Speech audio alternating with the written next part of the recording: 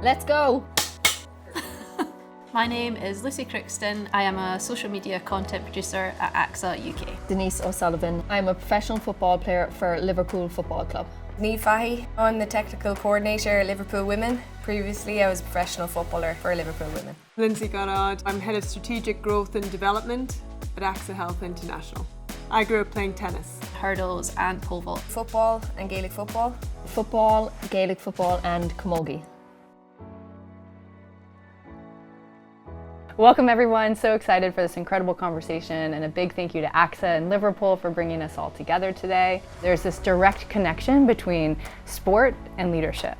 Niamh, I want to start with you. You went from being known for what you did on the pitch to leading in a new role off the pitch. What was the most challenging identity shift? I think the identity shift I found the most difficult was finding something I was good at again. You base so much things on your sporting prowess, and when that changes, all of a sudden you're like, whoa, I don't know what I'm good at anymore. But for me, the things I've learned on the pitch from leadership, how I work in a team, how I communicate with everybody from the sporting pitch is now translated nicely off the pitch. What is a habit that you built from sport that you still use today? I think work ethic for me. I think it's important to control what you can control and show up every day and work hard.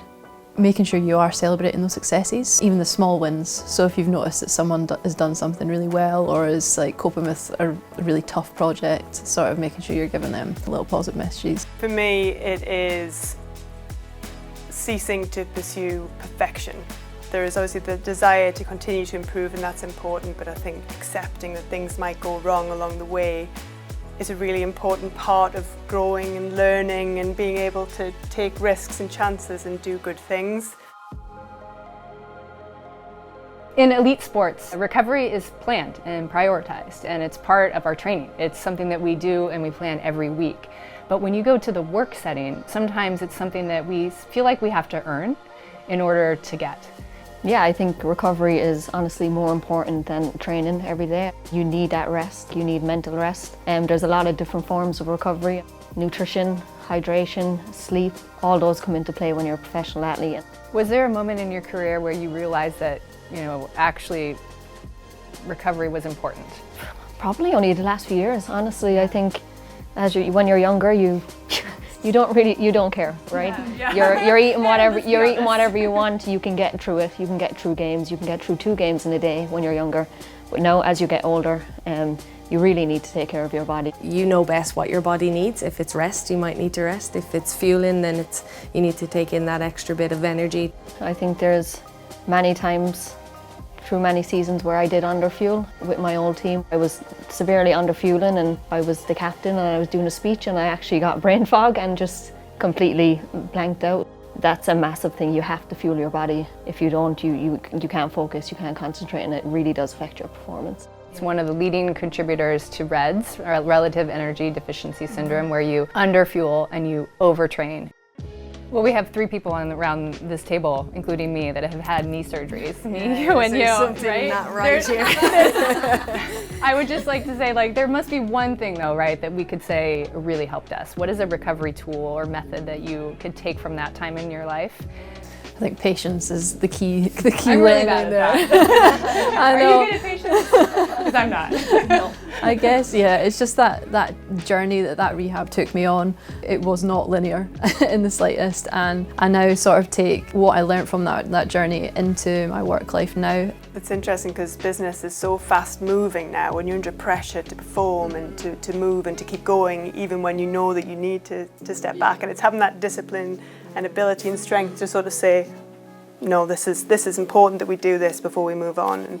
And for me, that translates in I've taken the conscious decision to work 4 days a week. So I have Friday off and I prioritise all of the things that I love outside of work on that Friday, and it's really healthy for me to have that hard stop that leads into the weekend, that gives me that opportunity to do things like be with my family and do exercise in a meaningful way and really sort of rejuvenate, ready to go for the next week. I went through a really tough time with injury, and then I went to see a CBT, cognitive behavioural therapist, And it was the best thing I ever did because they taught me so much about myself, how I catastrophize and build up problems, and just got to know myself, but then also equally the toolkit to deal with it. That was a really important learning curve for me, and being vulnerable to that process as well. I think there is some kind of stigma sometimes around mental health and that vulnerability, so you learn a lot and ultimately get a lot out of it as well, and you're better prepared for sometimes what life throws at you. Well, an important part of sport is the mental side of sport. So I'd love you guys all to share your favorite mental health tool that you use either today or you used to use and now after this conversation you want to go back to doing more of. My career is all creative based and I'm a very creative person, so I think it really helps for me to journal. I love to just get everything down on a piece of paper. I'll look at races ahead of time and set little goals, but I'll also draw out things like I'll draw out the swim course of a triathlon and pick like where I want to start on the start pontoon. I now do that in work as well, so I'll set loads of goals like physically on paper and little messages of positivity to myself, like, you can do this.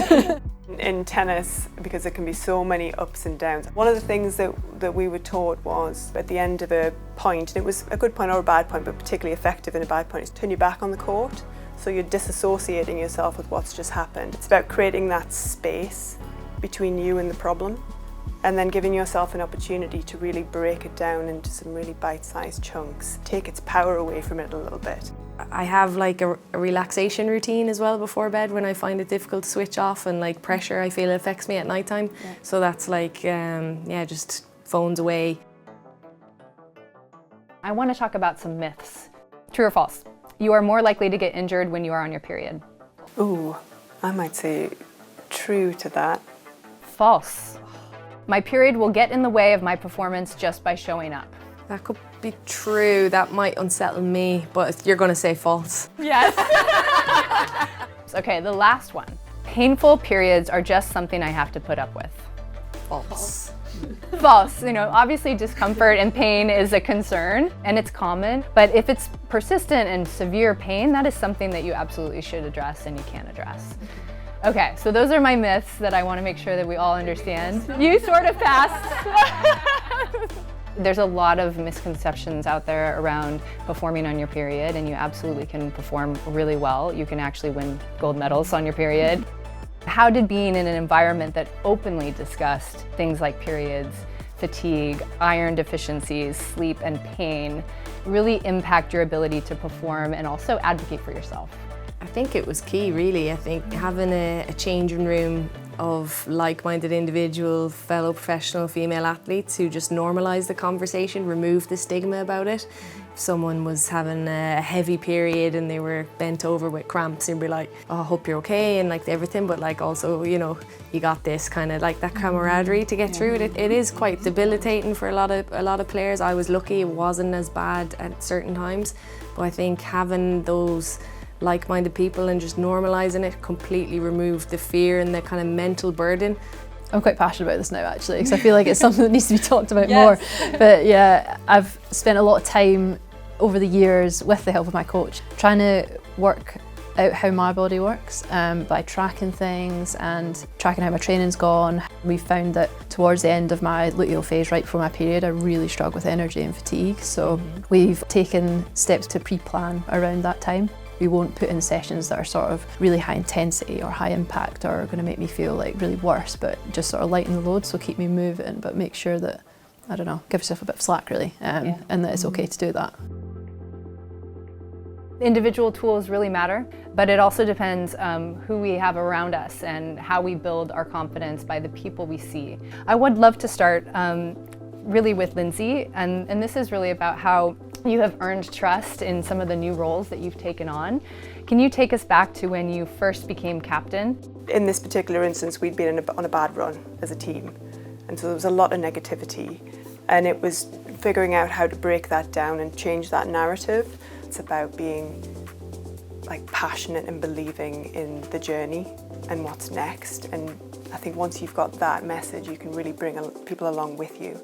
And sometimes you can find that, you know, belief in yourself, and other times it's helpful to have someone else who believes in you. And they're both really important things to have as you're developing your career in sport and your journey. Yeah, the person who probably opened my world for me was when I was 17. My manager, Noel King, he gave me the confidence by saying to me one day after a game, you have the potential to make it in England or be on the senior national team, and that to me was like those words, but coming from him, that was the first time I felt, wow, someone thinks that I'm able to do it, and it gave me the confidence then to be like, okay, I could do it. I love it. It's amazing that one phrase, one sentence can do so much to propel any one of us to believe that we can do it. So I want to turn to you, Denise. I mean, I'm sure there was a moment where when you started playing football, women's football wasn't as visible as it is today.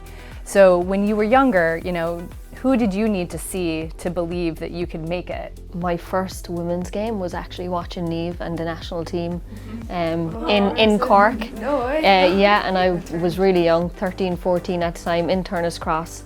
And at that time, women's football wasn't on TV. You couldn't see it. So for me to be able to go out there and see those girls, see those role models for me that I really looked up to, it inspired me, and I wanted to be able to do that. Wow. Oh, did it? Yeah. Oh my God. The power of visibility and role models is obviously apparent even around this table. Was there a moment when you realized that young girls then were looking at you when you were further in your career? It really showed at the World Cup. Going to that World Cup, it really inspired young girls and boys in Ireland. I knew then I had to have a responsibility to give back to those young girls, and I think it goes back to the women that came before me. Niamh Fahey is sitting here. They paved the way for myself to be where I'm at today, and I think that goes to me now. I have that responsibility to do that for younger girls. There is this incredible connection between women and young girls in sport and leadership positions. So I would really love to just hear everyone's one last piece of advice that you would leave a young girl or woman who is thinking about quitting sport at any age. I would say dig deep and really think about whether that's the right decision for you, and know that it brings so many opportunities that you might not even consider right now. Don't give up. Keep trying every single day. Keep believing in yourself. Keep going, be brave, and remember why you fell in love with sport in the first place. If you're thinking about giving up sport, don't. Do not quit. Do not quit sport. It is the best thing you can do for your physical health, for your mental health, for your growth. For friendships. It touches every part of your life that you need to grow in, so just keep going no matter what sport it is.